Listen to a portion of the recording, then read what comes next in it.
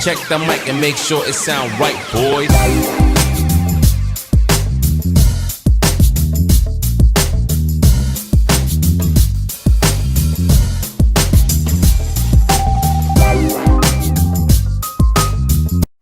Hello and welcome to The Arrow, a middle class podcast.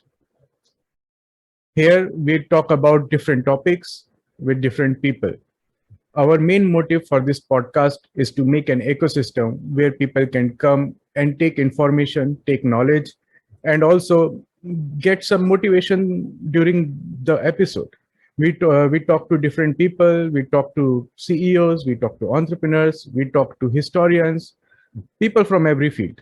So if you want to support us, please like, share, and subscribe our channel, and spread the word, because we people are working very hard and we just want to grow this ecosystem as much as possible. And today in this episode, we have Mr. Ishan Sharma, who is also a young guy who have a lot of experience in this corporate world, and he has climbed up the corporate ladder on his own. And what else we can say? I think we should just ask from himself, because his story is very interesting, and even though he is much younger than how we are, we can learn a lot from him. So welcome to the podcast, Ishan. Thanks, man. Thanks for calling me. And I will let you introduce yourself to our viewers. Okay. In a very few words, I am embedded in sort of the startup ecosystem in Bangalore here in India. And after switching sort of multiple careers and multiple jobs in different companies, I have finally sort of settled down on product management. The current firm that I work at is based out of Gurgaon, although they have employees in almost all the major cities in India. The product that I'm working on is very much focused on word of mouth marketing using Instagram, WhatsApp, and sometimes even YouTube. So yeah, this is where I am. We'll go into more details about how I reached here or what different companies do in this space or in other spaces. Yeah, so then let's go directly into it. Tell me how you reached there, and tell me about your background and about your studies, about your higher studies. Tell me everything about you. Yeah. So starting from the background, I'm just a person from Delhi, right? My parents are sort of middle class people, have government jobs, and I had a education that they basically could afford. So I completed my 10th and 12th from a school very close to my home in Delhi. Right after school, that there is this thing that every person in India goes through, which is what is the career they'll choose, and it's not as much what you want to do, it's mostly about what you can do. So if you're doing well at school, you have to get into engineering. And that was the start of my sort of post-school life, the post-teenage life. I had to drop in year because I never, I could not settle for what I got in the first time. And I've been a good enough student to demand a college, which I thought was just will help me further also. And I wanted a whole ecosystem, not just a college with a building. So yeah, after dropping in here, I got ranks into multiple exams. I wanted a particular field of engineering. I went into mechanical. And in college, the mindset up until then was once you have cracked into a good college, then you don't need to work as hard enough. Which for first 2-3 years, I just followed that advice. It turned out to bite me in the ass. In my third year of college, I actually started taking it seriously, that what I want to do in life and how can I sort of grow myself within this college ecosystem. So I did multiple things in college, apart from studying basically everything. I started a few societies within the college. I started learning German, did that for about a year.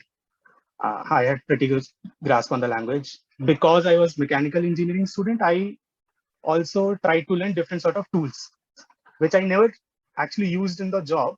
But with hindsight, I can say that the knowledge of those tools or just trying to figure out how to basically make a system work to your expectation is something that you will need in a very generic form in almost all the careers. For a while, I was also studying in management school started by my college itself. So I had some understanding of how to start a business or how to look at financial statements and those sort of things. But yeah, the college came through at the end of it. I mean, I got a job directly from the college. I did not need to worry about my how much effort I put into actual studies. I just simply got a job, which was the point of dropping a year before the college. And right after that, I came to Bangalore. Yeah, so Bangalore was an interesting journey. But up until college, it was more like just do whatever you want to do and try to make the best of it. Yeah, it's quite interesting to know that you are also a mechanical engineer. I mean, all mechanical engineers are my brothers, so or sisters. I mean, we do not have many sisters in mechanical, but yeah. So that's quite good, and people will later know that why being a mechanical engineer, what you have achieved is all through sheer hard work and obviously a lot of thinking in the back of your mind. So tell me, how did you get into this corporate world, and how did it all started? And enlighten our viewers what you have actually done that makes you so fascinating. Right. So, as I said, in college, I was slightly worried about where I'll get into. By the end of it, I had pretty much three options alive to me. I could go into a government job. I cleared certain exams for that. There was a simpler path, which was just take CAT, go for MBA, which a lot of my friends did. Is a valid enough choice. But after engineering, I had understood that the decisions that I'm taking for myself are not really coming from a place of knowledge. It's just what seems fascinating for now. So I wanted to keep my options open there. And the job that I got was actually being touted as one of the good jobs, that it will give a platform. Most of the people who went to those companies and then moved on their career had a pretty sort of accelerated path in their careers. Like opportunity seemed exciting enough, and I was there for about an year. And in that year, I learned about 50% of what I know now. All the knowledge of my tools, all basically, as I said, make your system work according to what you want. And especially coming from a mechanical background, it becomes a slightly sort of chip on your shoulder that you won't be able to code, or you won't be able to handle the technicalities of a project. Most of those things I learned at my first job. And after that company was still one of those corporate sort of ladders that there are multiple floors, there are multiple VPs and SVPs, and whenever SVP would come to a room, hush hush would sort of go down, and you have to be a formal. So it was a pure corporate environment, as one can imagine it. And after about an year or so, when I started looking out, I started thinking that I have learned enough to move on to different sort of companies. It was at that point of time I got introduced to how big the startup ecosystem here is in Bangalore. I mean, within I think I started applications in December into different companies, and by January I had given some 10 interviews into companies that I had never heard of.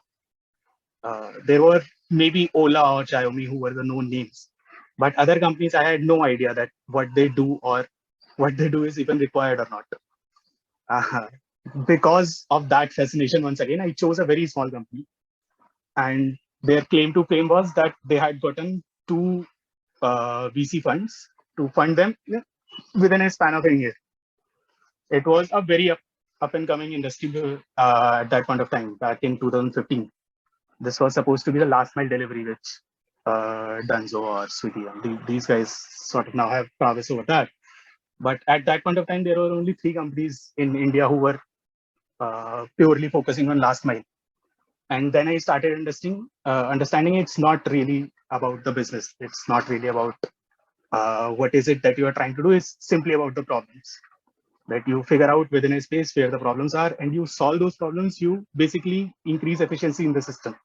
And that's how these guys mostly look to generate their revenues. That whatever efficiencies they will be able to introduce will generate some cash flows, and if you do it right, most of it should come to that startup.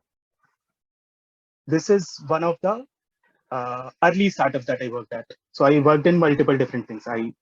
For a while, I was just an analyst, automating reports and those sort of stuff, because at that point of time, I was just really proud of how much I can work on a computer. When I got bored of that, because of the team that I was working was in operations team, I started working in operations.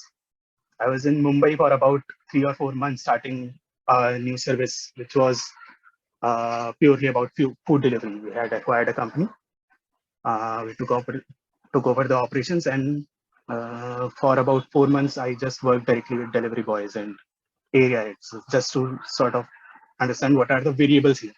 It's very easy to say that you will get an order from restaurant A, deliver it to restaurant B. It's simply A to B transfer. But if you do not understand the technicalities of it, or how each step is happening, you won't be able to introduce any sort of efficiency within the system. A to B तो करना आसान है, पर A to B जल्दी करना उतनी बड़ी problem बन जाता है. यहाँ पर मेरे को ऑपरेशंस का इतना समझ आ गया that I was clear in my mind, this is not what I want to do. I understand what operations are, and it's great for the people who want to do it. But the problem is, problems are simpler. You can think of a solution within a day or two. It's the implementation that takes a whole lot of time at the operations level. First, you implement it in an office, then in a city, then at a sort of national level. At some point, I was implementing solutions directly into 8 or 9 cities, but the solution was already there. The interesting part of that work could be done in just 5 days, and then you are just sort of evangelizing those solutions to different cities. कि भाई ये कर लो, इससे ये वाला better हो जाएगा. As interesting as that job is, it just doesn't give that kick of solving a problem. And after that, I joined a company which solely focused on solving problems, because the industry that they worked in is a very sort of tangled industry, a very incumbent industry. They used to sell kirana and fresh vegetables to your grocery stores. Now, if this business you think about it, it's mostly credit driven. All of the stuff comes from mandis, and the whole system is designed in such a way that outsiders are not allowed. वहाँ साहूकारी चलती है, वहाँ पर ऐसे जमींदारी चलती है. और उस स्पेस को अगर स्ट्रक्चर करना है, then there are so many problems that you will have to first just lift down, then understand कि किस प्रॉब्लम को सॉल्व करके क्या इम्पैक्ट आने वाला है, कितना तुम स्टैंडर्डाइजेशन ले आओगे. And that turned out to be a very interesting space. Like every day we were solving some sort of a problem or other. After working there, I understood this thing also, that I am not really cut out for solving problems on the ground. So it wasn't just about operations. I worked at a warehouse for, once again, about only 6 months. And in that warehouse, I learned the basics of it. I had learned in my college days, because it's just figuring out the layouts of it or operations of it, which becomes a part of your operations research in mechanicals. That was interesting, that the stuff that I learned at college was being used directly. But that also sort of gets old. The growth part there is that once you sort of increase the efficiency to a certain level within a warehouse, then you start replicating to different warehouses. And it ties back to that operations original sort of work ethos, that you solve and then you keep replicating for a while. And that's the measure of your success, how well you replicate it. This company gave me very clear picture of how things work and whether or not I will enjoy it. Being a company of about 30-40 people, the rate at which we would do things was immense. Like we could open a small warehouse within 10 days or 15 days, make it work for next 2 months, and then do that again. If you do the same cycle within a FMCG giant, this cycle can go in itself to 2 to 3 years. But the startup, that's what it gives. It gives you an accelerated learning on how the processes are done and how the people are supposed to take growth in its stride. So yeah, there I had this very crystal clear understanding of that operations is something that I need to understand in order to grow, but it's not something that I'll keep working at. After this company, I took a break of about 1.5 years. And at this point of time, I was just trying to figure out that right from the start of engineering and then learning different languages, both literary language and computer languages, and then working at different companies, it was mostly a sort of pull that I would get, that this is the opportunity available right now. Let me try this. So when I took the break, I really tried to understand that what is it that takes me, what is it that I'm excited to work at. Uh, uh, Within this phase, I worked with a friend who was once again starting a company. There were about 5 or 6 people, and at that stage, the cycles of growth, the things that you have to do are limited to a day. The whole cycle will go today, and then we'll start again tomorrow. तो आज अगर operations किया है, कल आपको figure out करना है product कैसे बनेगा, परसों आपको फिगर आउट करना है कस्टमर सपोर्ट कैसा होगा, और आप उसका एक वर्जन छोड़ दोगे, and then the next week will just be an iteration कि कस्टमर सपोर्ट में इतने कॉल मिस हो जा रहे हैं, इसको कैसे सॉल्व करना है. उतनी छोटी कंपनी में you get to work at a lot of things really fast in a very small amount of time. वहां मेरे को ये समझ में आ गया कि the thing that is exciting me more is a sort of amalgamation of operations and tech. तो ऑपरेशंस को कुछ चाहिए और इंजीनियर्स को बनाना आता है, पर वो वाला जो गैप ब्रिज करना है, वहां पर बहुत सारी प्रॉब्लम्स है सॉल्व करने के लिए, और वो प्रॉब्लम्स रिपीट नहीं होती. every month there are some sort of new problems. The basic framework through which you will solve those problems are still there, so that sort of gives you some sense of cyclicness in the process, but the problem in itself is always new. And after that break, that's what I tried to do. Once I figured out that it is product that I want to go into, I took a sort of entry level job because of the break.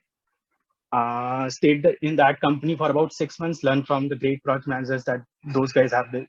And once again, that was one of those companies who could really hire the best talent in this country. So I learned from them. Then I joined another startup, which is sort of crown jewel of my resume still. I joined Meesho when they were about 400, 500 people. And their daily order volume was much, much lesser. Like maybe I think Danzo was even beating Meesho at that point of time. The manager that I got to work with was one of India's smartest men. Like it's his Google research would say that. The people that I worked with varied from different backgrounds. Some people directly coming from engineers working 18 hours a day just to get the hang of the system, to the people who have had experience of 20 years, have done double MBAs, and they are still putting in those hours. They are still trying to solve the problem from a first principle standpoint, and are not simply bringing in their expertise. So in that company, I learned a lot. I worked on at least 5 different projects. Worked on direct technical integrations. I worked on direct operation evangelization. Basically, built a product and then tried to sell it to people that this will work. You just need to start doing it. Those sort of things. And after that experience, I was very clear that 1 year of Meesho experience as a product is worth 3, maybe 4 years of product in a bigger company. And because of that, I got the role that I currently am at. So I'm a product owner at this company called My Money. And my role is now simply to figure out how the product will grow in next 6 months, how the product will grow in next 1 year. The grunt work is obviously there. I still work on day-to-day basis on figuring out which features to work on, which feature will work. So that sort of grunt work of being a product manager is there because the company in itself is a very small company. But I'm sure the kind of clarity I have about the future is only because I have worked in multiple setups, multiple companies and industries. So वो वाली चीज मेरे को काफी अच्छे से चमकती है कि clear growth कैसे होता है and what is the stuff that you can say no to right now क्योंकि बाद में करना होगा तब अच्छे से करेंगे अभी बस चीजें सॉल्व करते जाओ. Ishan, I have a couple of questions when you were telling me about your journey. The first and foremost question is that how can a mechanical engineer get into a stream or a line of work where, as you said, coding was a requirement? So me personally, I got lucky that I got into a company जहाँ पर वो requirement थी. जहाँ पर structure बना हुआ था that you learn for a week and then you test for a week, then you learn for a week. So जो कॉलेज या स्कूल का स्ट्रक्चर होता है that you learn and you test, वो स्ट्रक्चर उन्होंने अलग वक्त तरह से ही सही पर फॉर्मलाइज कर रखा था. This is something that you will have to do anyway in your personal life, even if your office is not doing that for you. From a point of view that whatever background you want to get into a certain field which requires coding, it's first, it's easier said than done. Second, if you are taking such a step, you need to be clear that first 1, maybe 2 years will just be you learning. So whatever job you will get, the work will be like that of an intern, and money will not be much better also. But it's for most people, it's just the basic understanding that does the trick. You don't need to dirty your hand in actual coding. You just need to understand how the framework of it is work. What is backend, what is frontend. You don't need to write the backend. You just need to understand. अगर वहाँ कुछ change करना है, how much effort will it take? Which is mostly just talk to people once you get there and try to understand everything that is going around there, even if you are not directly involved in it. Just be aware of where you are.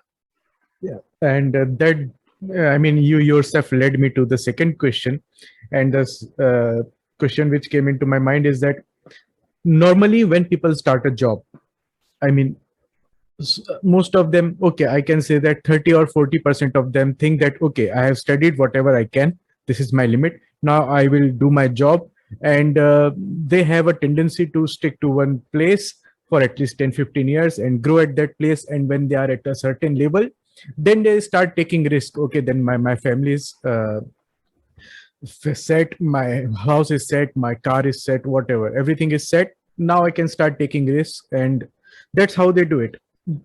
On the other hand, there are people like you. If I want to say that you are a risk taking person, you have taken risks from the initial step itself, that you have not continued with mechanical engineering jobs, you went into another field which you have no training in, sort of, because okay, engineering is an analytical ability, it doesn't mean that you cannot change your streams, but still the computer science is for me like a totally new world. You can get into electrical electronics and still you can understand with basic physics, but computer, as you said, it's a totally new language itself. So this taking risk, do you think that everybody should take risk in the initial 10 years, or is it just that you have to find out that what do you like within yourself? So how did you get ahead? You wanted to grow fast, or you wanted to take more information or learn new things, or was it all about money? Because money is also very important. Probably you will must not be getting money when you started initially, but so how was it? Specifically on the money part, I have restarted my career, I think 3 times. So I know that sine wave you get, that कि वो नीचे आएगा ही जब तुम career restart कर रहे हो. That is something you have to be okay with, and because of that, the risk-taking ability of different people are very different. So if the condition is such that you have to support yourself financially completely, or sometimes even family, then you won't be able to take those risks. Then you will have to manage a lot of things. I have been fortunate enough to not be in those situations. As I said, for 1.5 years, I just didn't earn. I was just trying to figure out what is it that I want to do, and this is a luxury not everybody can afford. With that being in mind, even if you have all of this, you need to be very clear about what is it that you are looking for. Career is not something that that you do only for 9 to 5. This is something that you are going to do for a majority of your life. Next 40 years, you are just doing work, and it becomes important at a certain stage to figure out what is it that you just are excited about, and not simply going through the cycles once again.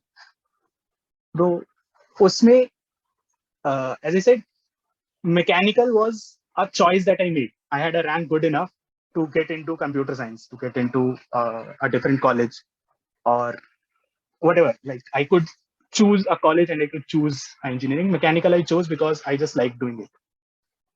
Even though it does not help me directly into my career, I'm proud of a decision that I took, sort of going against the norm. And this is something that you will have to understand. What if you are looking for growth, there are certain ways to do that. If you are looking for money, there are certain ways to do that. But in all of it, you will have to figure out if you are excited or not, and that is not easy to figure out.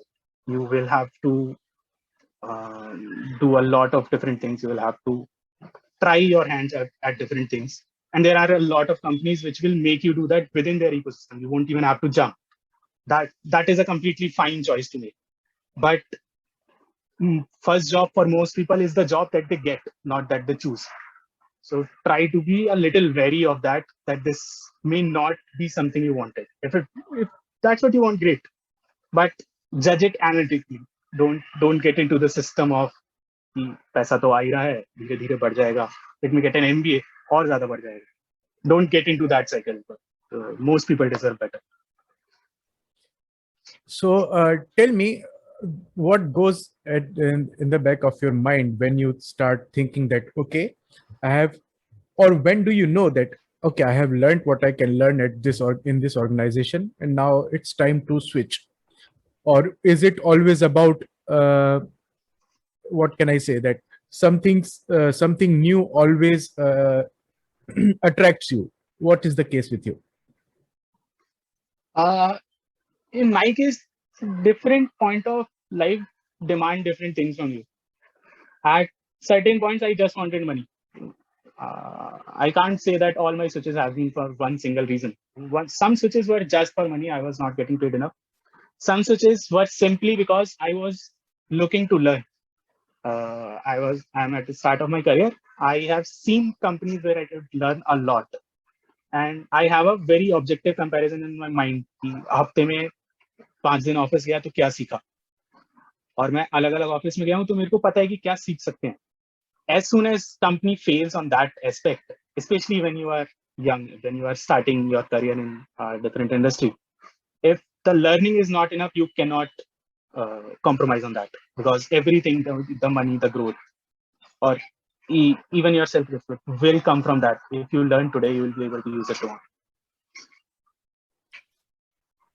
So one thing more I want to ask, that as you said that there were people in your previous organizations who were like 20 years of experience, and still they were putting in hours because they were so passionate about that idea or that vision of that particular startup.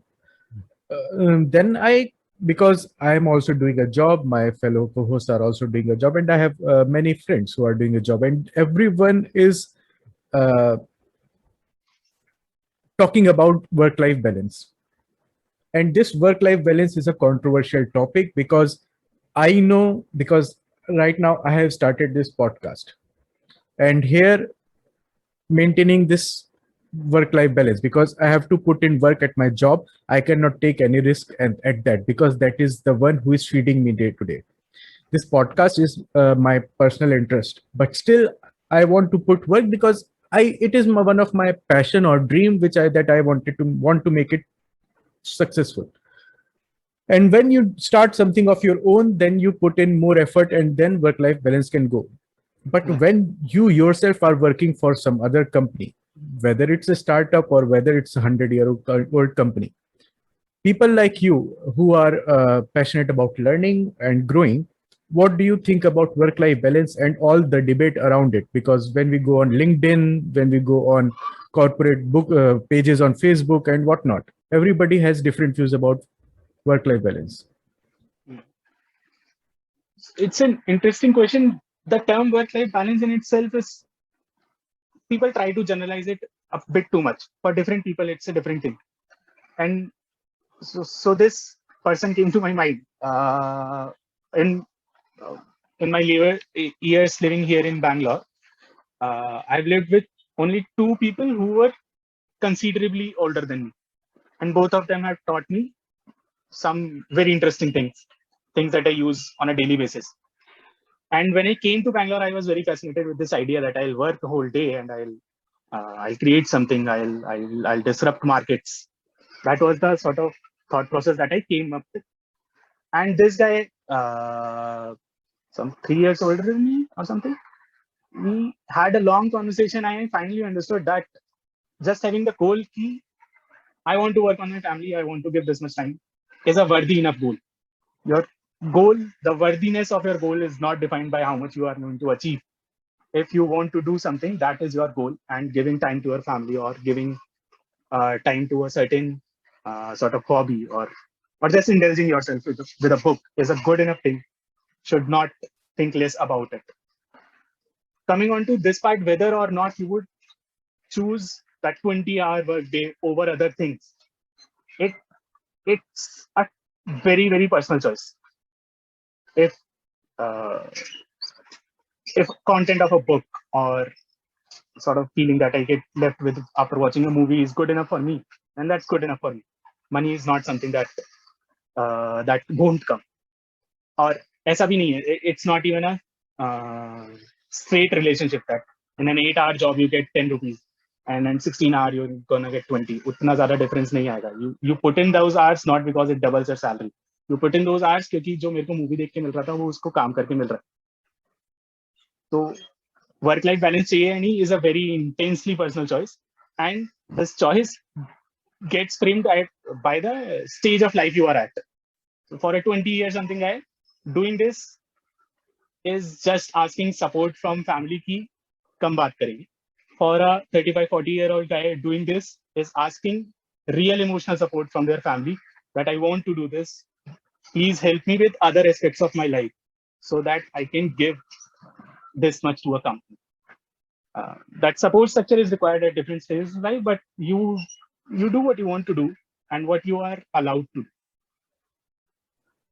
I mean, that's a great insight from, as I said, young men like you, because I don't know how much younger you are, maybe 6-7 years, but the experience you have can always increase the horizons or broaden up your mind. And that's why I asked you that question, because I asked that question myself sometimes, that what is the priority to me? And what you said, that stages of life, for me it's like stages of a month or a year. I divided that with that. Okay, within this months I will make my personal life as a priority, and when the company needs me, like at the year end, okay, then my corporate life or my work life is my priority. And that's another way. I have some other people who have thing like, because we work in India, and in India there is no like time the foundation. You have to extend, I mean, extension of working hours is like a normality here. But still there are some people who say that, okay, I am from 9 to 5, I will work like a donkey, but after that don't even remember me when I am back home. So yeah, as you said, that it's all about how you divide your priorities. Right. Completely valid enough. Yeah. I support it. I support both of it, because people work for their lives, not for the companies. That's the reality. Companies also know it, and that's why they have to engage their employees. And now I want to ask you how these startup engage their employees, because you have worked in various startups. So no matter what startup says, the real reason people want to work at startup is because once they grow, the growth is insane.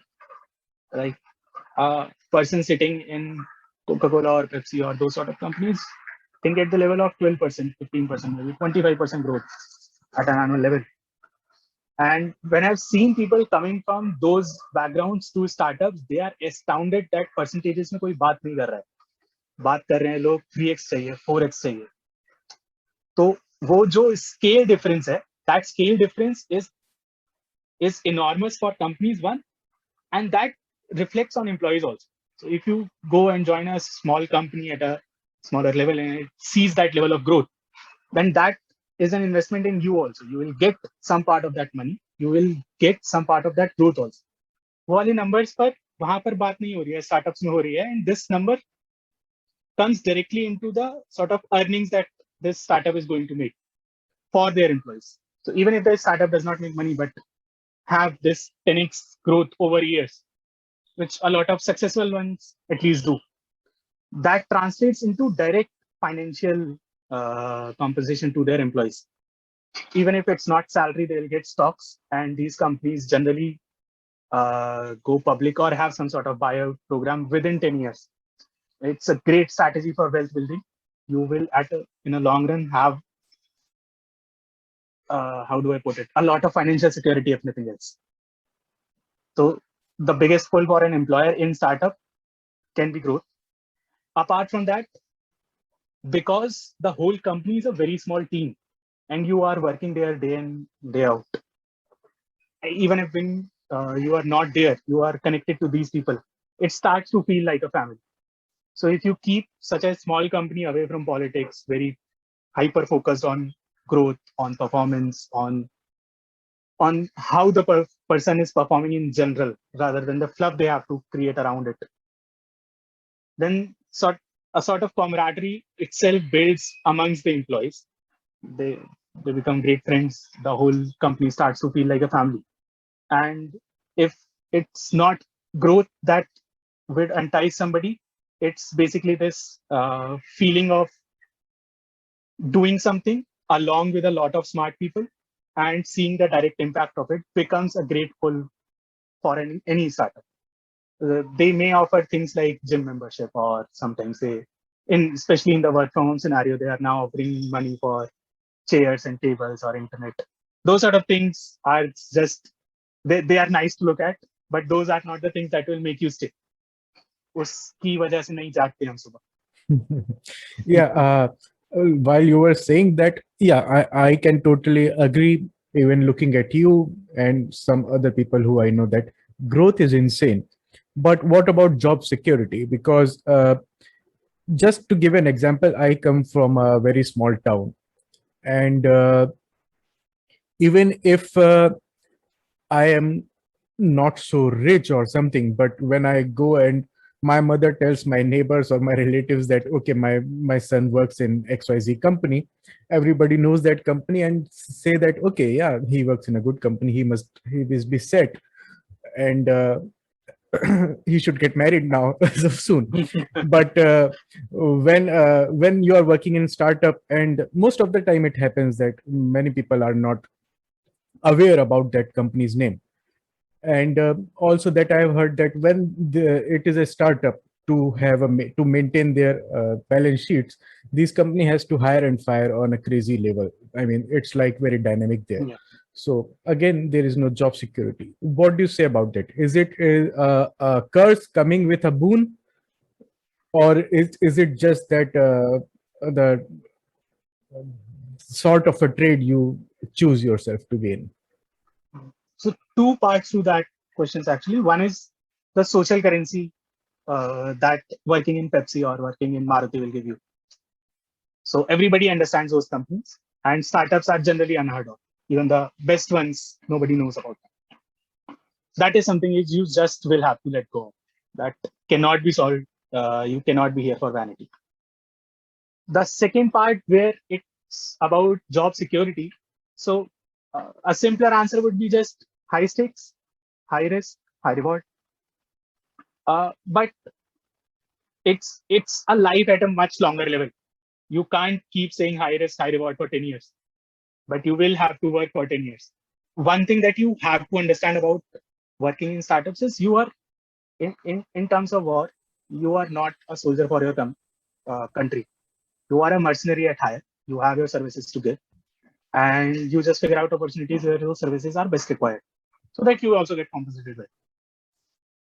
Whether the company wins the overall war is not as important to you initially, at least. You need to win your battles. You need to keep your tools sharp and keep moving on. And you do this enough number of times, you will finally figure out what is a better bet. What kind of company grows more? What kind of company will give you that long-term security, also will make you wealthier, will give you the excitement of a startup also for for a sustained period of time. Though, yeah, first 2 or 3 attempts while coming in startups, you are very likely to fail. Your companies are very likely to fail.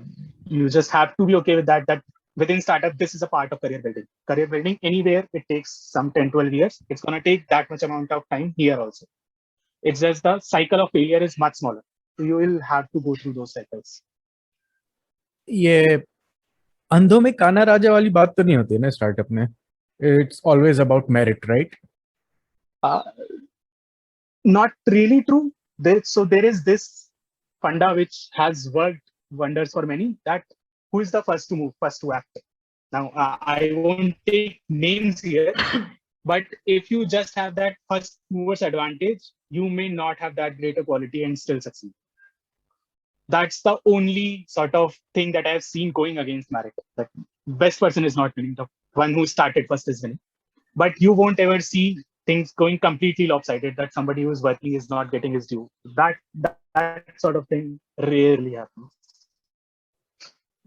Because when that might happen, then after maybe 10 years, when new people come, and I have noticed myself that sometimes it happens that when people get older or with more experience, they do have a tendency not to keep up to date with the evolution in technology, because right now mostly everything is about computer science and computer languages and coding and applications and whatnot. And the new people are always thinking that, okay, he's 10 years he has 10 years of experience, but he doesn't know much at all.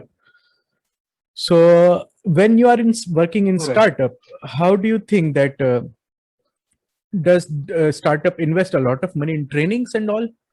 Because when you work in a big company, there are a lot of trainings, and it is something which is mandatory. Do startups invest money in that? They generally don't, because most startups at their early stage, and early stage by I mean at least first 5 years, will not be making enough money to do anything else but their core business. To overcome this, what they generally do is they have great relationship with their employees. So if you want to go ahead and do something, they will support you completely, which helps if your founder is such a person whose recommendation will work well in an MBA college or those sort of things. But they cannot invest you in financially. It's not something that they wouldn't want to do. They just don't have that leader. Actually, I would like to add to the Varun's point regarding the, like you have also mentioned, people coming from the Pepsi and Coca-Cola, like they have a 10 years, 20-year experience. So once they come and join the startup, there is a difference when they are working in a big organizations. And for example, they have to take any decision on any product or anything. There is a much organized way, and much organized way, and there is a structures. A particular person has to take a decision on this flow. But when they come to the startup itself is the uncertain. You don't know at what stage you have to take what decision. So what is the mental state for those people, and how they cope up in a startup actually? Generally, one thing that they have to understand, and most of them do, that when you're coming to a smaller company, you will have to do a lot of grunt work. So if you how they are taking decision is one thing. Once the decision is taken, what is the impact of it? How are you measuring it? In bigger companies, you will have teams doing it for you. You will just finally get a report. Ki kya hua.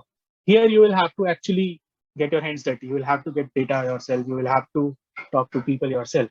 That expectation of doing the grunt work is very clear to most people. And in terms of decisioning, so this point comes from Jeff Bezos that decisions are of two kinds. One is a single door decision where you just cannot go back. You will take that decision and that will stay.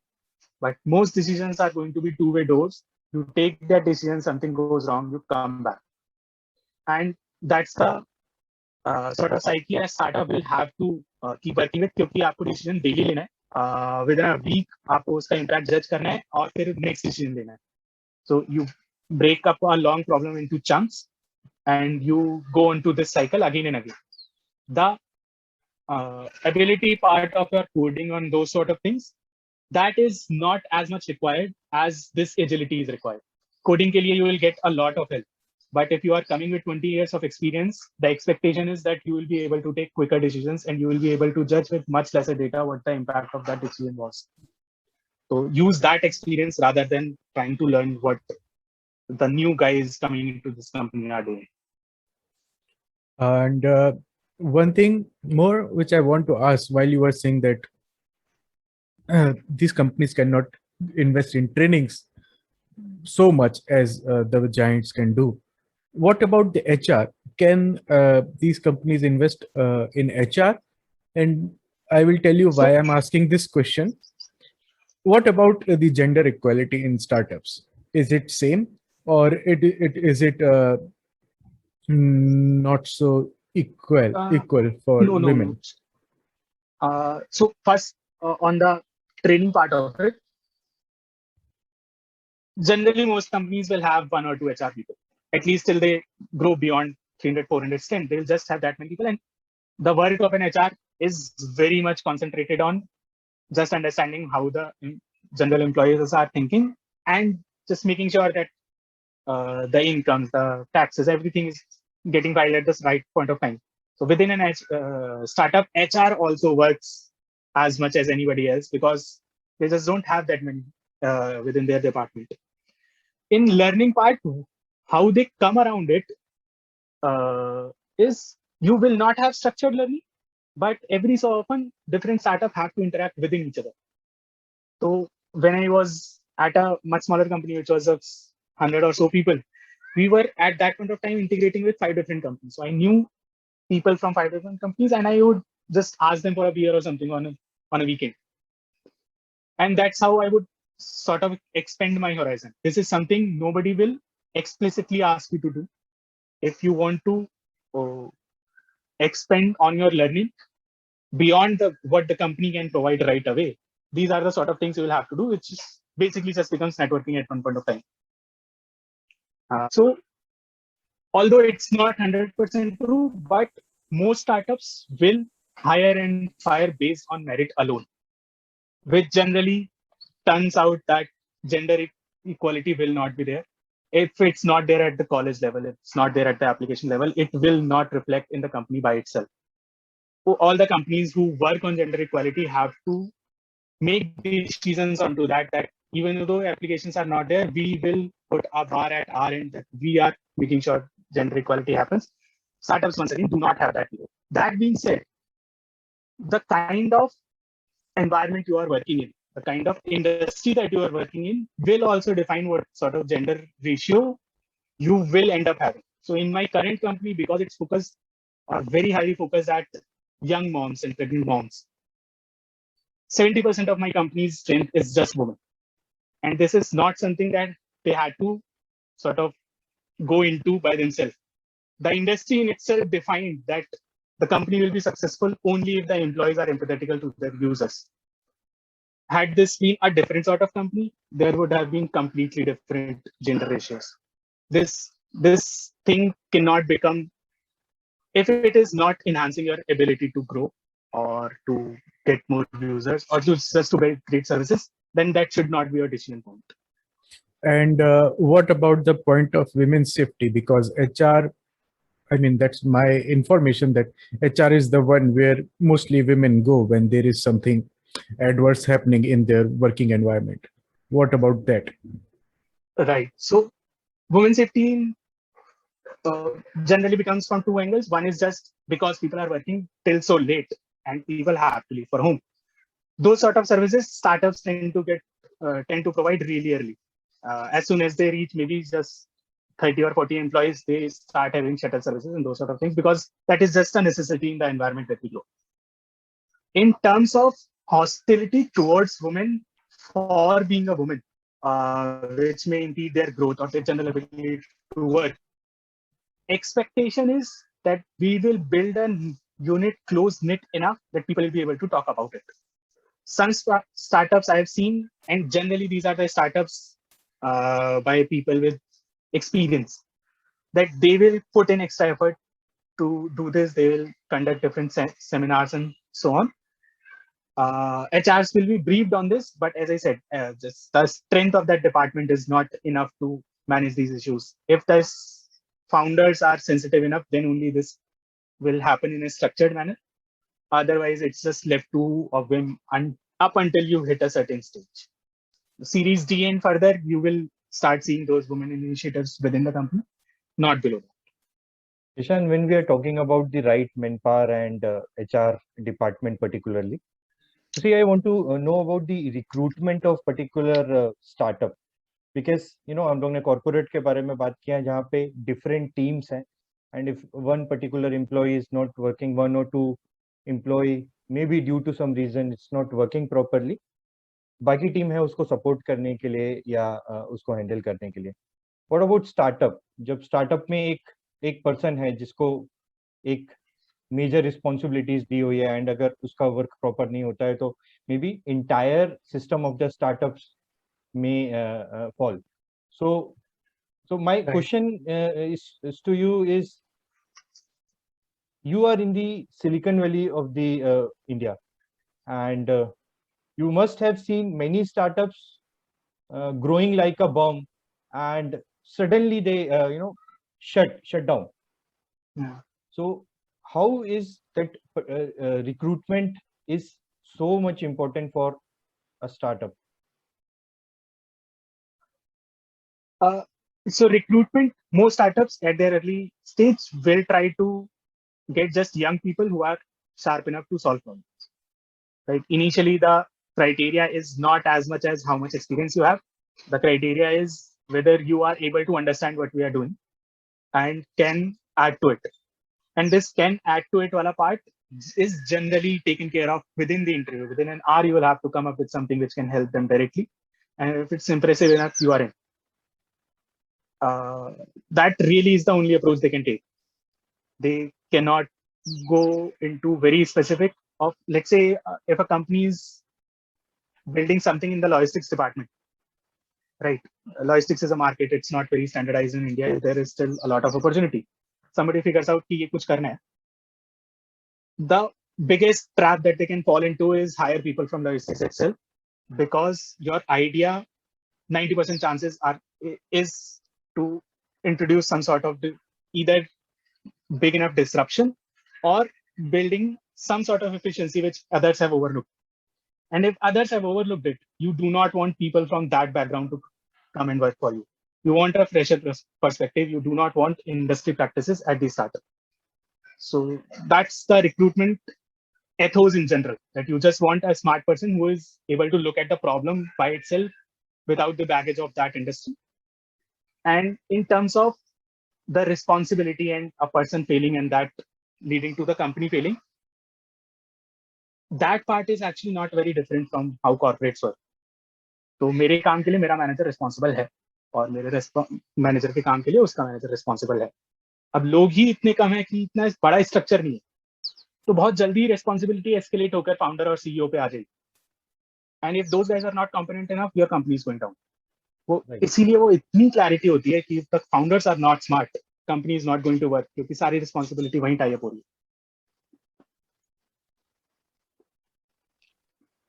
So, Ishan, while you were answering our previous questions, you were saying that 400 employees, 500 employees, and so on.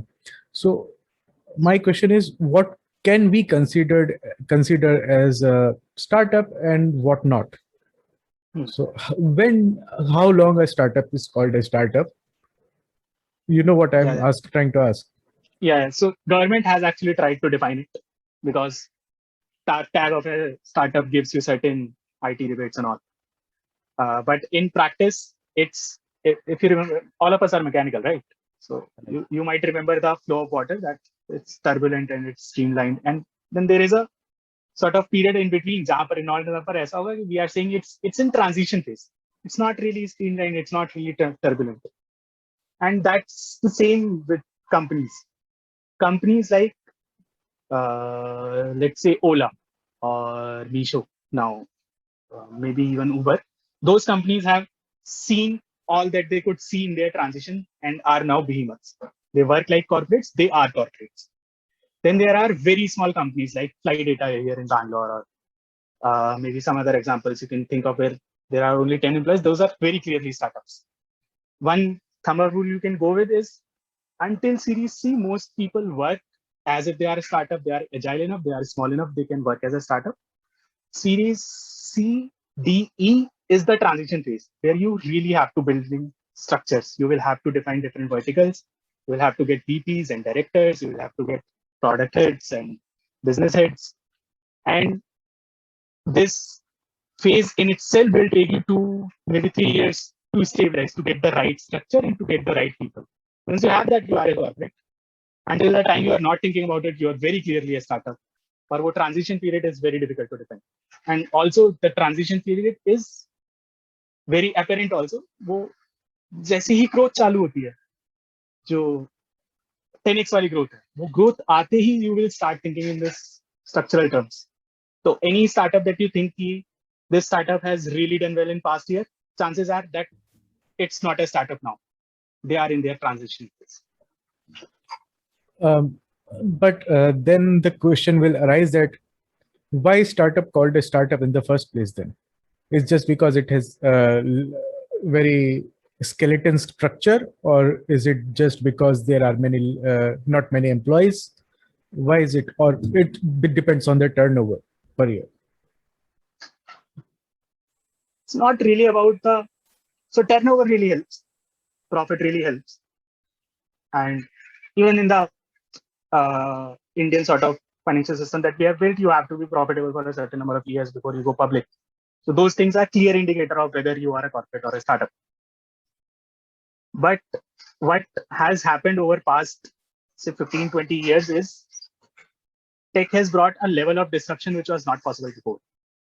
So if you go out and try to calculate total revenue divided by total employee strength of a company, you will see that has gone drastically higher because efficiency itna build ho gaya system mein. So number of employees cannot be a good market because it will very highly depend on the kind of industry you are in.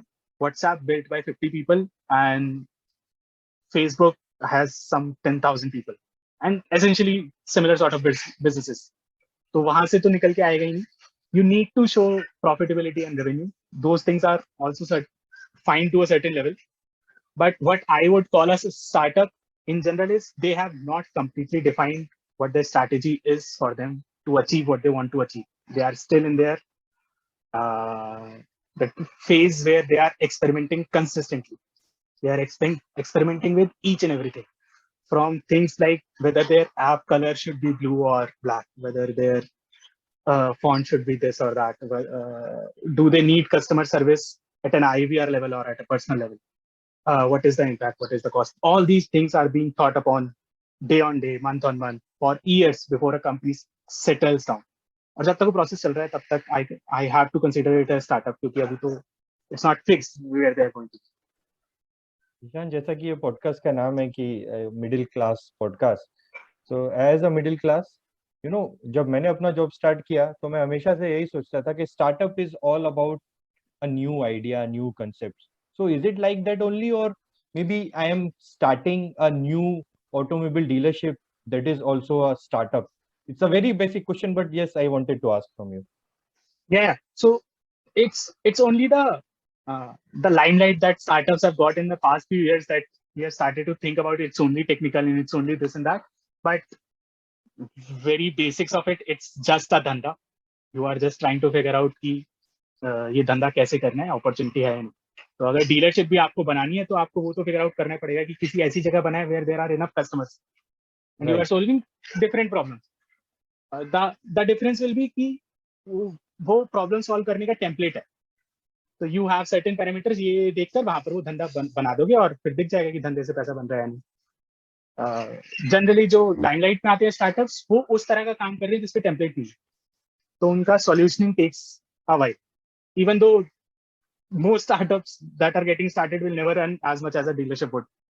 तो सिर्फ धंधे के point of view से तो वो बहुत सही नहीं कर रहे हैं. But because it's a constant sort of hammering at different sort of problems, if any problem gets solved, you are in luck. And then it's only how smart you are that will define how much you will grow. I see. So, Ishan, you have worked, I mean, your first job was in an actual corporate company, and then you have done work in multiple startups. What you personally have felt that the working culture difference between these two? I'm asking because there is a what should I say, a picture in mind of people who have never worked in startups is that, okay, these people work in cafes. Yeah, they play pool and billiards all day, and at the end of the day, they all go out. The whole company goes out for to party and have their beer. So, what is the real picture? Because since you have worked in various companies, so you might know the generality in startups. That's actually the right way to frame it also, because specifically कौन सी company बाहर जाएगी शाम को और कौन pool खेल रहा है is a very company oriented, very founder oriented thing. But in general, the big difference is, जैसे मैं अभी थोड़ी देर पहले कह रहा था, the responsibility of me to my manager and my manager to his manager flows in corporate to a very large extent. And that person at the end of it is responsible for a certain number of fiscal growth. And you can be very sure that if your performance is half of what it should be or double of what it should be, वो 12% के number पे आप 0.1 का ही impact डाल पा रहे हो. That defines कि मेरे को उतना ही काम करना है जितनी की जरूरत है. मेरे को बहुत क्लियर टारगेट्स मिले हुए हैं. मेरा टारगेट अगर फेल होता है तो there are contingency matters, contingency implementations की कोई और कुछ और करेगा, और कंसिस्टेंटली फेल होता है then you are a bad performance. वो तो खैर कहीं भी नहीं चलेगा. In startup the stakes are little higher, क्योंकि आपने नहीं किया तो वो 10x का 8x रह जाएगा, और आपने कर दिया तो वो 10x का 15x हो जाने वाला है. तो बहुत क्लियरली वो दिखाई देता है. बहुत क्लियरली आपको ओनरशिप होती है कि ठीक है, आज मेरे 50 यूजर है, कल 70 यूजर होगा. It's a huge enough jump in percentage numbers. और कॉर्पोरेट में होगा तो वो सिर्फ परसेंटेज नंबर दिखाया जाएगा, पर मेरे को पता है कि 50 से 70 यूजर ही हुआ ना, मेरे को तो 2000 यूजर चाहिए. तो you work with that sense of responsibility in startup, and because of that, what will happen most of the time is you will keep trying to learn new things, you will keep trying to talk to people around you, you will make good friends with them, and with camaraderie comes everything. मतलब अगर 10 घंटा काम किया है तो 2 घंटा chill भी किया होंगे, वो उसकी जरूरत नहीं है कॉर्पोरेट स्ट्रक्चर में, क्योंकि मेरा फेलियर पे उतना कुछ डिपेंडेंट नहीं है. पर यहाँ पर उसके फेलियर के लिए मैं रिस्पॉन्सिबल हूँ, मेरे फेलियर के लिए वो रिस्पॉन्सिबल है. तो हम पूल जाके खेलेंगे, वो मेरे को पूल में हराएगा तो फिर मैं उसकी एक्सेल सॉल्व करूंगा. Yeah, so I mean, the the picture in our mind that it's a work hard, play hard culture, I think it's mostly true at the startup level. Yeah, in smaller companies it is very good. One thing I wanted to ask while you were saying that there are various what should I say, working culture, I mean technical working culture. One of them is agile process. You might know it, that they work with agile process. And you were earlier telling me that, okay, startups are quite agile. So is there a what should I say, algorithm how these startups work? Because agile process has been taken up by various bigger companies just because they want to be dynamic and fast, and they want to people take ownership more, and all of this is already in startups. So Right. But the way corporate would look at agile process is that then you need a program manager to figure out कि किसको क्या करना है, so that सब कुछ मिलके वो agile बन जाए. यहाँ पर expectation ये नहीं है that somebody will come you and tell कि ये process is agile and ये वाला waterfall है. वो expectation नहीं है. Expectation है कि you know we need to grow, you know you need to do this thing, figure it out. Figure out your own project management plan, figure out your own implementation plan, figure out everything. And while you are seeing which method will work better, do not waste time there. Just go ahead and do it. Fail होगा दोबारा करना, fail होगा दोबारा करना. Agility वहां पर बस ये है कि आपको बार बार ट्राई करना है at a very high rate. It's not the formalised agility that may be required in software development, or maybe even in companies like Adobe and others, where the employee strength is not that much, but you have to formalize the whole process. Startups, you don't have to formalize the process. You just have to make sure you are consistently experimenting and gauging. Mostly see. trial and error process. Yes. Best way to put it is trial error. So since we have discussed so much about the corporate and startup and how startup work, what kind of work culture is there, I just want to go back to the initial stage of the startup. see, there are different set of people, and here I would like to focus on the middle class. One middle class person who doesn't have any idea or whose family was not in any business or any kind of startup. So if they are working in a any corporate work, what is the point? How they should start the startup first place? And if at all they are starting, what are the initial requirement basically? I mean, from where they should approach. I think mostly it will depend upon at what stage you are in your life. As Varun also pointed out, that at 21, 22, it's very easy. Take up anything and try if it works. If it doesn't work, do something else, which is basically what I did. Tried a bunch of things, liked one, and stayed with it. At this point of time, it is very easy. But once you start approaching an age of 30, then you are in a process of formalizing plans for your life also. Personal life में क्या चाहिए क्या नहीं चाहिए, the starts becoming a thing when you are 29, 30. At this point of time, to take any big decision in your career, you should be very clear that what is it that you want from your career in next 5 years or in next 10 years. Where is it that you want to reach?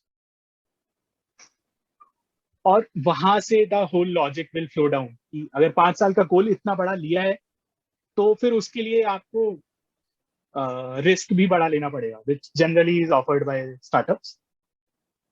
The thing in itself कि startup करना है because it sounds different और looks flashy, it may look like that from outside, but inside there's not much of a difference. Like you are still just working on a day-to-day level. You are not going to see huge impact. उसके लिए you will still wait for few months, few quarters, और वो सब अगर करना है then you should have clarity right from the beginning. ये करना है because the overall goal is being met through this. At 30, at 30 or maybe even at 40, the choice to join a startup cannot be a standalone choice. It has to tag in together. It has to work in together your overall goals.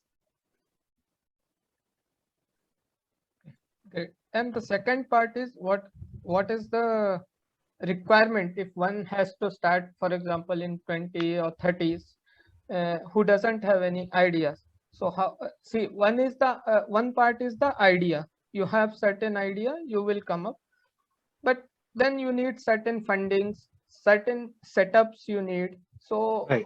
what are the cycle basically? Right. So let's take two different examples for this. है ना, एक चीज जो experience के साथ समझ में आती है, some ecosystems are built in a sort of self healing way. कि उस इकोसिस्टम में जो भी ग्रो करेगा वो वही ग्रो करेगा जिसके पास मेरिट है, क्योंकि वो खुद को हील करता जा रहा है. जिसके पास मेरिट नहीं है वो इकोसिस्टम अपने आप निकाल दे रहा है. People don't have to do that. And for this I was looking to take the example of podcasting in general, that once you start podcasting, you are just talking to people, you are making content. Over time, what will happen is you will start getting people who are asking for edits, who are asking for key before uploading, show it to me. I have certain quality standards. And that will become a sort of process in itself. And if you go through that process, the overall quality improves. And you go through that process again and again over a long period of time, you will start seeing that जो लोग कहते हैं कि यार इसको 5 साल हो गया करते हुए इसलिए अच्छा कर रहे हैं, the basis of that becomes this, कि वो उस प्रोसेस से 2-3 बार जा चुका है और जो उस प्रोसेस से नहीं जा रहा वो बाहर निकलता जा रहा है. तो startup ecosystem in itself will become a healing system, जिसमें जो भी खराब है वो अपने आप ही बाहर होता जा रहा है. Right. Similar sort of trial and error works in almost all the industries. So you come up with an idea, you want to do something, start at a very low level, get feedback and then improve, and then get feedback and improve. The other example here would be Dunzo. Now it's a big company where you can place orders for whatever you want. You can send stuff from here to there. It's a very standardized process. पैसा दोगे हो ही जाएगा. Customer service काफी sorted है. But when it started, the founder of Dunzo was taking these orders on WhatsApp. WhatsApp को पूछता था क्या करना है और 4 लोगों को उसने ग्राउंड पे छोड़ा हुआ था जिसको वो कॉल करके बोलता था कि ये यहाँ से यहाँ दे दे। उसका आइडिया बहुत सिंपल था, बट ओवर टाइम वो बार बार करके उसने एक एक चीज देखी। कॉल करने में ये प्रॉब्लम है, इसको ऐसे सॉल्व करते हैं, ये करने में ये प्रॉब्लम है, इसको ऐसे सॉल्व करते हैं। Your initial idea you have to understand at the level कि without any flashy product, without any tech, can it work? Do users need it? Once you are sure of it, then you break the whole thing into multiple different problems and solve them one by one.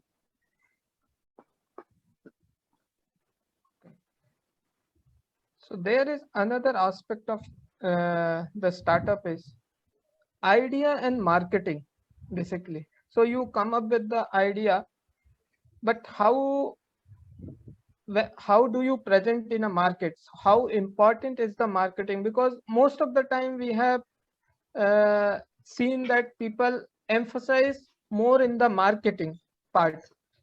But as a startup owner, you might not have so much funding to advertise yourself. So I just want to understand the balance between the idea which you come up for the startup and marketing. So to truly understand this one thing, that startup is basically just a business, and business will have customers. Are those customers other businesses, and are those customers regular users, will define the sort of positioning and marketing you would want to do. Whether you can do it or not is something we'll come on to that. But what kind of marketing is required depends heavily on the kind of user base you are going to have. Who is your customer? Within a SaaS sort of a environment where you are building product for different companies, you very likely will never need marketing. Your work should speak for itself. Your clients will evangelize you. And that's what happens for bigger companies also. That will happen for you. Mixpanel is a very, very big behemoth. Almost all the companies that I've seen, at least the tech companies, uses their product. Slack is also one such product. These businesses do not have ads. They do not invest in marketing the usual way. Their clients go out and tell that I'm using this service. It's great. It's helped me. And it's pure word of mouth marketing that works for these days. For different services or products where you are dealing directly with users, at that point of time, you need marketing because users come in a bunch. One or two user is not enough. You need 10,000. And 10,000 people come from marketing only.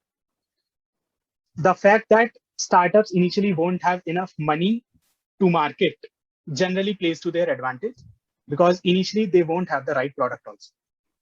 Just go out to 50 people, talk to them every day, show them your service, show them your product. Chances are it's going to be shitty. Chances are people will not want to use it. But if you are solving a fundamental enough problem, then they will have to come back to it no matter how bad it is. And once you have that growth, then the whole thing will start snowballing, that users will increase, money will come in.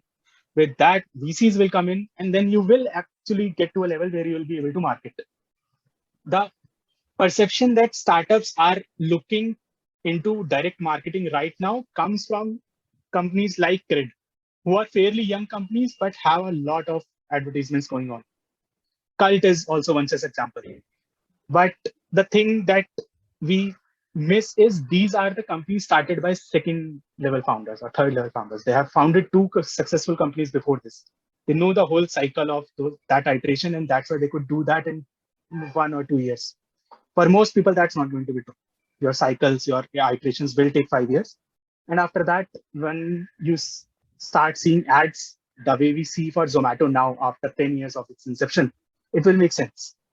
Most young companies do not need ads, and they should not do any advertisement also.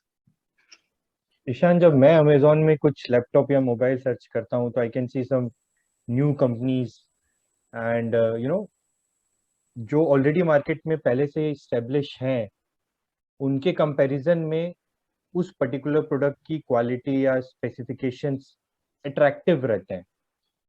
So my question, when we are talking about marketing, so what about the aftermarket and the particular customer service part?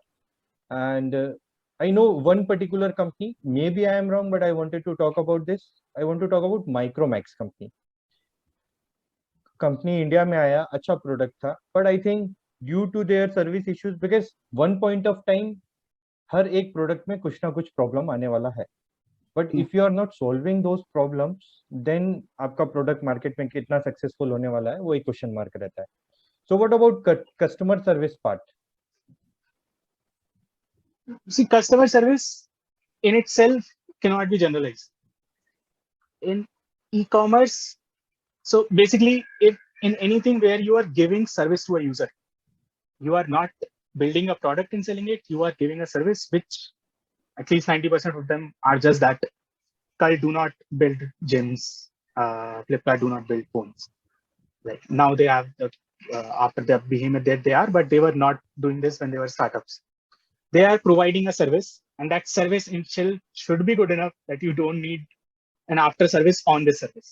This is the general ethos founder will work upon. कि मेरी service इतनी अच्छी होनी चाहिए कि customer service नहीं चाहिए उसके बाद. This problem of customer service comes in when you are selling hardware, when you are selling actual product to the customer, and that's why that's a very, very difficult business. Customer service is a very costly affair. Only big companies have been able to solve it well. Smaller companies who need to do this or want to do this generally solve customer service through their product or product teams rather than calling it customer service, they will start calling it feedback system. Whatever is coming from the user needs to be solved right away. And you start looking at not from the perspective of the after sales service, you start looking at it ये part of the process है. इसके बिना मैं product बना ही नहीं पाऊंगा. Only if you do that, you will be able to sustain customer service at a longer period of time. अगर आप उसको अलग फंक्शन बना के यूज करोगे, अलग से IVR calls और वो सब कराओगे, very likely that it's going to be shitty. You just said that Flipkart was once a startup, and now it has become a behemoth as it is. And we all know that Flipkart is like the Indian competitor as well as version of Amazon, which is now have made the most richest person in the world. So tell me about this Flipkart, how it was the inception and how it became what it is right now. Flipkart story is very interesting to me. Flipkart is not the first startup in India. There have been Wipros, TCS, multiple different companies coming up with whatever was working at that point of time. And Flipkart is sort of the first company of this generation where you get funded from VC, where you work on growth more than you work on your revenues. You want more users rather than you want more money from each user. And this new way of building a company where you scale fast rather than you earn fast has been started in US a while back with Amazon. And Flipkart started this in India in about 2006 or 7, whenever they sort of came about. The founders on Flipkart are the people who first they went to very good colleges. And if nothing else, it will tell you that getting into a good college means you have to have perseverance for 2 to 3 years. It may not talk about how smart you are, but it will talk about how persevere you are. And that matters. After that, they worked for Amazon. So they understood the business also by itself. And for one last sort of hammer on the nail, they started the business exactly the way Amazon did. That we will start selling books. And why it sort of becomes this close to me subject is because when I joined this corporate world, a lot of people who were very respected here were the people who busted their ass in the initial days of Flipkart. Those guys started selling books. There is a store right by my house, which was their go-to backup store. That if they don't have a book in their warehouse, they'll buy it from that particular store and then send it. They started on a very good note. Like for first 1,000 or so users who bought books from Flipkart, got a personal handwritten note from the founders. Thank you for supporting the service. So they started it in a manner that they want to grow with it. They want to nurture it. It's not just another career move for them. This is what they are. This is what they'll do. Right off the bat, if you are coming with that strategy, everybody sees that you are interested in in doing this and you really want to do this. And then the growth path is sort of defined by the Amazon itself. कि अगर किताबों से चालू किया है तो उसके बाद अब क्या करना है, फिर अब क्या करना है, फिर अब क्या करना है. And if you follow this strategy is like following somebody in the stock tip. वो जहां जहां पैसा डाल रहे हो तुम वहां मत डाल रहे हो, तुमने देख लिया कि वो सक्सेसफुल है, यहाँ भी सक्सेसफुल हो रहे हो. Where it will collide actually is जब तुम उसके अगेंस्ट जाओ. And this was the time of 2015 types when Amazon was in India trying to take the lion's share. They were in China also, and they wanted to make sure that they become the biggest player. Flipkart at that point of time, even though was well funded, had not made any money in profits. So all the money that they had raised was going directly into the customer's pocket. And 2015 was touted as a big battle. और ये battle possible भी बस इसलिए है क्योंकि e-commerce का majority sales सिर्फ दिवाली पे होता है. Like अगर दिवाली अच्छी नहीं गई तो पूरे साल जो मर्जी बेचते रहो, it wouldn't matter. You are failed. और उस पे Amazon came up with अपना ये some sort of sale that they do, big India festival or whatever. And Flipkart came up with their Big Billion Days. And I remember sitting in a living room with a couple of my managers from that company, and that was the first startup I was working at. Those guys had already been in the industry for 7-8 years. They were talking about it as if it's the battle of the decade. कि अगर Flipkart यहाँ हार गया, Flipkart यहाँ पीछे रह गया, it will prove to the world that VC money is wasted in India. It's better you come as a company itself in India and work rather than you come with a fund and build a company. And that turned out to be just one of the simpler battles, direct battles that Indian ecosystem won against this big behemoth Amazon. And the win is also not so clear. ऐसा नहीं था कि 80% share Flipkart ले गया, but they had 50% share, the Amazon had 50% share, and it was very clear कि compete तो कर ही रहा है India. और इस सब के लिए जो वहां पर शुरू से लोगों ने किया है, जैसे इंडिया में जो अभी सैलरी का बूम है, इट्स क्रेजी. लाइक सैलरीज जो अपनी हैं सो हैं, we can hear salaries up to the tune of 5 crores in annum, and it's normal. Like people are getting it, and you don't have to be exceptional that 1% in the company, multiple people get it. Before this, the idea of generating wealth within the sort of पढ़ा लिखा middle class of India was एक company में जाओ, company में धीरे धीरे grow करो, महीने का पैसा आएगा, उसको सेविंग्स में डालो. फ्लिपकार्ट का सीटीओ बोला नहीं चाहिए यार ये सब, मेरे को चाहिए बेस्ट इंजीनियर. अब बेस्ट इंजीनियर को गूगल लेके जा रहा है, मेरी प्रॉब्लम नहीं है, उसको ज्यादा पैसा दो, उसको यहाँ लेके आओ. उसने बोला कि भाई मेरिट है तो पैसा मिले. And that culture very very directly flowed from Flipkart to different companies. और वो 2014 की बैटल के बाद तो ये भी क्लियर हो गया कि now Flipkart is going to stay, Flipkart is going to become big. And they made money. A lot of people within Flipkart made a lot of money. And these are the people who just work. They don't know anything else but work. These people came out of Flipkart and then built their own companies because one, they had money. Second, they had enough experience to build whatever they would want to. Like उड़ान जो company बनी, उड़ान 23 महीने के अंदर ये unicorn बन गई, which is the fastest any company has ever done. मतलब तुम $1 बिलियन का ट्रांजैक्शन संभाल रहे हो और तुम्हें 2 साल भी नहीं हुआ इंसेप्शन से. बिलियन मतलब कितनी कंट्रीज का तो जीडीपी क्रॉस कर जा रहे हैं. वो सब इसीलिए पॉसिबल है क्योंकि इन लोगों ने वहां पर बहुत घिसा है. ये इनका सेकंड वेंचर है या फिर ये इनका थर्ड वेंचर है. ऐसे ही कल्ट आया है. ऐसे ही at least 15 different companies are India simply because Flipkart ने उन्हें पैसा बना के दिया, फ्लिपकार्ट ने उनको सिखा के दिया कि भाई और कंपनी बना सकते हैं. And now these companies very soon, like maybe in 3 or 4 years, you will start seeing a third level generation of these companies. कि ठीक है, उड़ान से फ्लिपकार्ट से आया, उड़ान बनाया, उड़ान से निकल के वो कुछ और बना रहा. That whole structure would not have flowed अगर फ्लिपकार्ट ने उस टाइम Amazon को नहीं हराया. It is a real win in terms of VC money and startups in India. The situation has now become happily crazy, I can say, that there are so many startups and people are confident that they can start their own startups, because once upon a time it was like some few mavericks from India who are willing to do and willing to take a risk and not do a job but start their own company also for that matter. And the best thing about Flipkart, I can say, is that they have improved their quality a lot.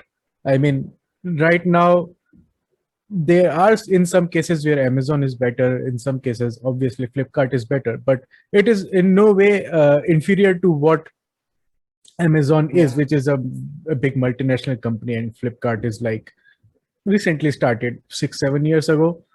Right, right. But So they have done multiple things. Like one of this battle against Amazon was a very big battle, but you may remember that Flipkart, I think, was the first one who got exclusive deal with Moto phones, and Motorola phones were the deal.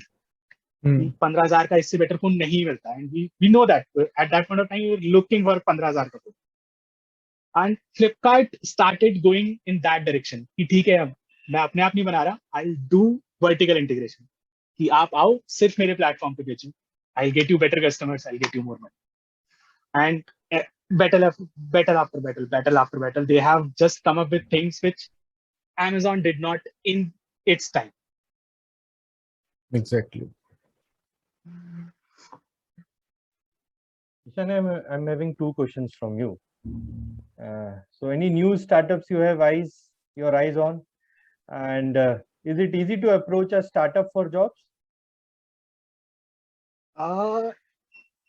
Startups for job, very likely you will be shot down, but it's easy to approach. You will be shot down mostly because with the experiences that you will take there, they won't be able to use it. So, which will mean for you that they won't be able to pay you as much as you deserve. So, वहाँ generally एक दो में बात करेंगे नहीं. The general strategy I would give to people is just go crazy, apply to as many as you can. किसी एक में बात बनेगी, do not settle for anything else. And in terms of new startups that are coming up which show potential, it's very hard to pinpoint because till the time they reach that growth phase, nobody is sure whether they'll reach there or not. That being said, I think I made the current choice right in my career. I think the company that I'm working with, even though the whole company in itself is very old, but the product that I'm right now working in is 3 months old product. And this seems to show the potential that within next 2-3 years, it's at least in India, it will be a giant, if not globally. Ishan, many of our viewers are into their 20s or 30s, and my question is, we have already talked about it, but still I wanted to ask that, are startups always by young people? And do you know any example when somebody in their 40s also starting a company from scratch? From purely the point of view that it's a risk and risk is easy for 20s, most startups will be by young people. Right. And it's a little weird when you work with a founder who was in college till last year. But मतलब काफी शौक रहता है उसमें, इतना ज्यादा फर्क क्यों है इसमें. But in the companies that I have worked in, 2 of them were founded by people who were more than 40 years old. And the difference is those people have very, very high level of clarity because they need to have that clarity. They are leaving their families behind. They are figuring out their financials for 5-6 years before making this jump. So they have very high level of clarity into what is it that they want to do and what is the time that they want to achieve it in. At what point will your chips be down enough that you will fold? उनको बहुत clarity है इस बात पे. And the other thing is, these people, generally the 40 years old one, are the people who have done reasonably well in their careers. So one company that I worked at was, both those founders were 40 something. Both of them were MBA from Stanford. One of them had worked in BCG his whole life. The other one was from Army. So these guys have worked in difficult environments and had worked well, saved enough to go for a startup. I think they had savings for about failing for 3 years or something. Even though it didn't come to that, their startup did well enough. But at the age of 40, you have to manage all these things. The current company also that I'm working at have founders in that age range. And they, even though may not have such sexy credentials of Stanford and Indian Army, have credentials to be jealous of. Like one of them has launched Kurkure in his day. Okay. तो वो India में MBA किया और उसने मतलब his product speaks to the people now. The other people also have done something of note to amass enough wealth that they can go for this startup thing for 3 or 5 years. That's the only difference between a 20-year-old and a 40-year-old. That 40-year-old will have to have clarity. It's not that that age gave you that clarity. It's just if you don't have that clarity, you are not going to make it. Okay. Ishan, So yeah, Abhimanyu, tell.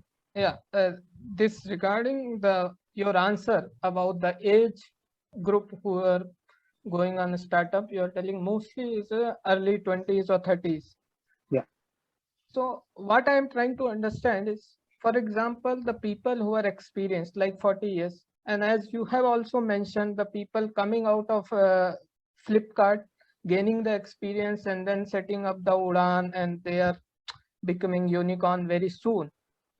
And the guy who is in early 20, he doesn't have any experience. He has some degree or he doesn't have a degree also. So Right. what is the success? Then what I figure out is the success rate is for the people who are starting startup with the experience in the corporate world is more rather than the. It will have to be. It will have to be क्योंकि success built in है ना. अगर 40 पे startup करने, then you have to figure out your financials by then. And figuring out financials for 3 years failure is a very difficult job. If you have succeeded at that, तो एक level तो आपने cross कर ही लिया. For a 20-year-old, it's a completely new thing. कुछ भी tested नहीं है. कितना perseverance है, कितना smartness है, कितना काम करेगा, कुछ भी tested नहीं है. For 40-year-old who actually makes this jump, उसके लिए काफी कुछ tested है. So it's more likely कि वहां पर success मिले.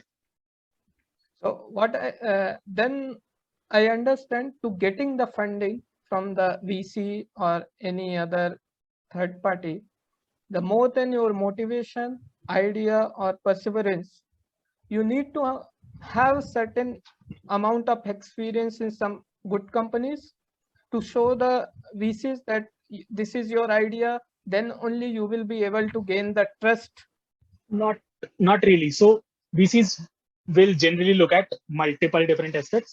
One of them is, what is it that you can do without money with your idea? Very important. It's just idea will not give you anything because it should not give you anything. You need to make sure कि तुम्हें धंधा समझ में आता है without the jazz of tax. उसके बिना भी तुम कुछ तो करो ना, कुछ तो दिखा भाई. मतलब ऐसे रात को आइडिया है, सुबह पैसा नहीं मिलेगा. Exactly. है ना. तो वो तो है कि आपको धंधा चमकता है, आपको ये प्रूव करना है. दूसरी चीज आपको प्रूव करनी है टू अ वीसी इज, मेरे को चमकता है इज वन थिंग, मैं कर भी सकता हूँ. तो you implement your idea house ever you want. Google sheet से लेकर व्हाट्सएप तक सब अवेलेबल है. कुछ भी करके 50 लोगों पे स्टार्ट करो और उसके बाद 2-3 बार आइटरेट करके उसको दिखाओ कि यार यहाँ से स्टार्ट किया था और यूजर फीडबैक से समझ में आ गया कि दिस वर्क्स बेटर. अगर आप वो वाला स्मार्टनेस वीसी को दिखा पा रहे हो तो वीसी आइडिया जज नहीं करेगा. वीसी ये भी जज नहीं करेगा कि ये इंडस्ट्री में कितना पोटेंशियल है. वीसी बस ये जज करेगा कि आप वो कर पा रहे हो या नहीं. और 20 ईयर उससे ज्यादा कुछ प्रूव कर भी नहीं सकते.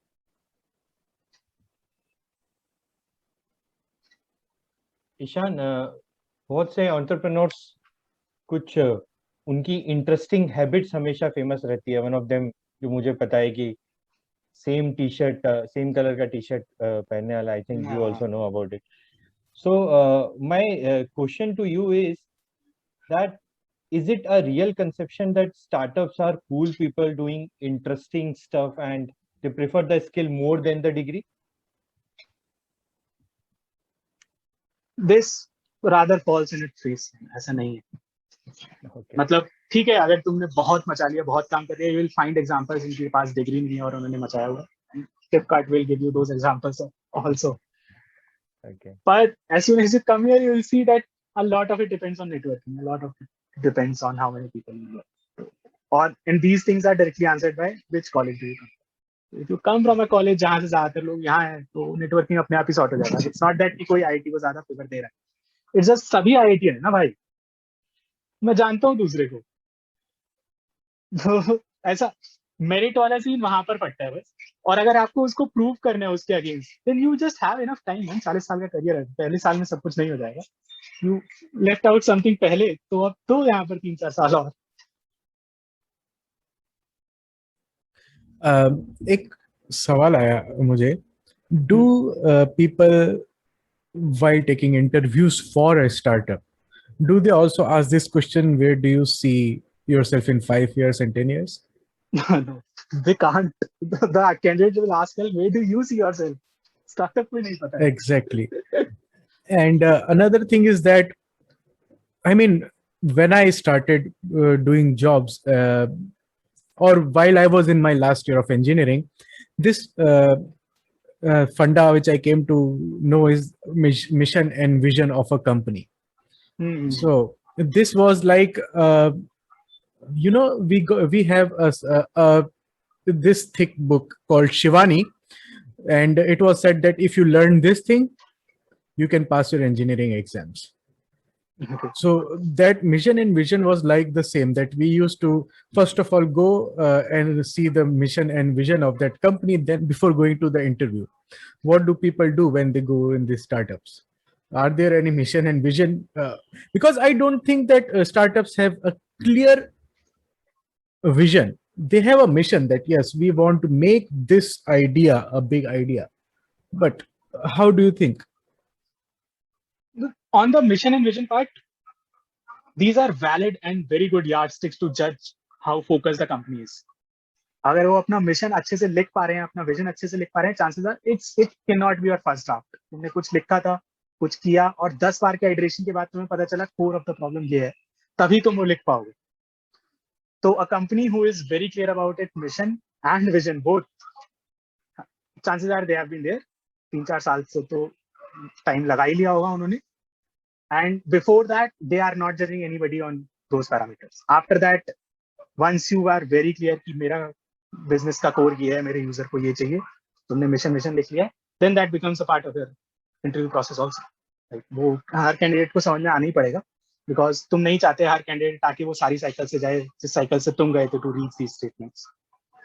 अब तुम्हें चाहिए कि ये statement पे तू आ जाए, इसके साथ इसके आगे साथ बढ़े.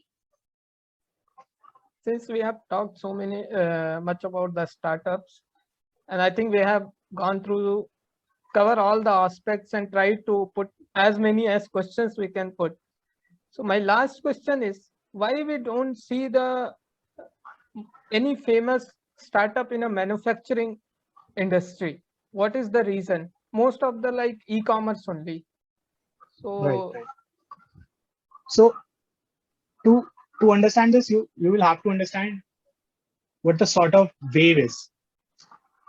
तो जब Infosys या TCS टाइप की कंपनी स्टार्ट हुई है, at that point it was very lucrative to build those businesses. तो उस तरह के बहुत सारे businesses बने थे, और वो lucrative बस इसलिए था क्योंकि बहुत सारा काम था, करने वाला कोई नहीं, है ना. The market gap was just there. With the companies like Amazon and Flipkart, and to a certain extent even the recent one Udans, what they have shown is, once you have a model figured out, your pricing model, your revenue model, the whole business deal figured out, if you can scale that without any additional cost, then that scaling will scale your revenue also. पर cost उतना नहीं बढ़ेगा. And that possibility is only there with pure tech companies. तो अगर मेरे को Facebook type को चालू करना है, तो my initial phases will be limited to a very small set of users. Maybe बस एक college में कोई internal service चल रही है, ऐसा कुछ चल रहा है. और once it's done, once it's figured out, सबको चाहिए वो, तो अब कोई distribution cost नहीं है ना. It's just I have to make it open to everybody. For every new user who joins, मेरे को कुछ नया build नहीं करना. So it's the funda that they understood it. It's okay to earn 1 rupee per user. जो लोग 10 रुपए कमा रहे हैं बहुत अच्छा कर रहे हैं, तुम बस एक कमाओ, गुड इनफ है. अगर तुम बाद में स्केल कर सकते हो तो इट वुडंट मैटर. और 1 रुपया also becomes a very big margin. Like Flipkart वगैरह नहीं कमा रहे, 1 रुपया भी नहीं कमा रहे पर user. And they are this big only because वो स्केलिंग है ना. इंडिया में इतना पॉपुलेशन है, तुम उस लेवल पर स्केल करो. Manufacturing is something that government wants because they want to reduce dependency from other states, which is a fair deal. It's just वहां पर scaling will come with all of its problems. अगर mechanical systems या electrical system भी तुम्हें scale करने हैं तो scale in itself will bring engineering problems. You don't want that. Engineering problem तो तुमने सॉल्व किया था पहले, स्केल में दोबारा से क्यों करोगे? टेक में तुम वो प्रॉब्लम सॉल्व ही नहीं कर रहे, तुमने कोर प्रॉब्लम सॉल्व कर ली. Now scale will just give you money. That's the take, why tech startups make money so easily. वो बस क्योंकि स्केल ही तो करना है. And even might be the initial capital investment requirement might be more in the manufacturing industries. That is still, मतलब you can make a case कि tech companies में भी पैसा लग रहा है. किसी पर्टिकुलर टाइप की टेक कंपनी में लग रहा होगा, सब में नहीं लग रहा होगा.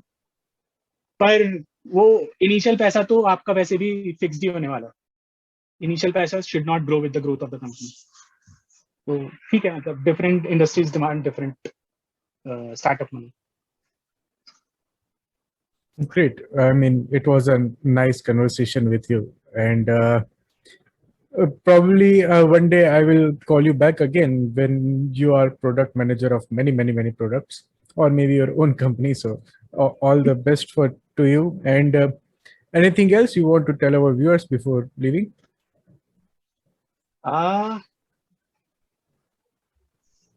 Depends, man. If you are coming out of college, do not be bound by your first job. If you have worked in an industry for 10 years, do not think that you have to keep doing that for next 30 years. Do what makes sense to you and be nice.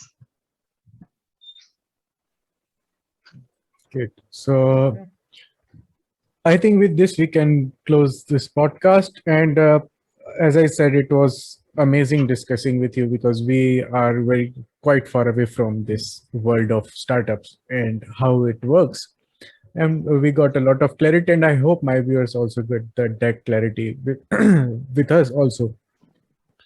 And again, we are a startup sort of, and I want that our startup grows both in quantity and quality, because the quality of content which we are giving right now, we want it to be better in future. And obviously the quantity of viewers which we are getting, I want at least 1,000 times, 10,000 times, million times more. So yeah, I'm greedy in that matter, and we are hopeful. And thank you a lot. Thanks a lot for coming to our podcast and giving us your time.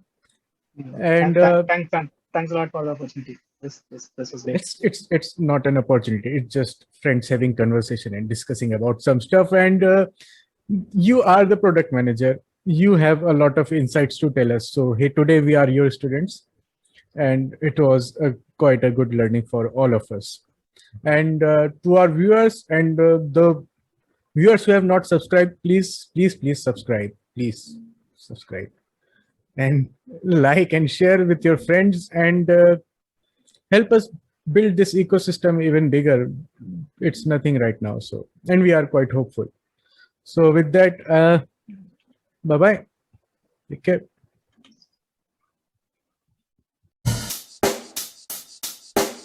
Check the mic and make sure it sound right, boys.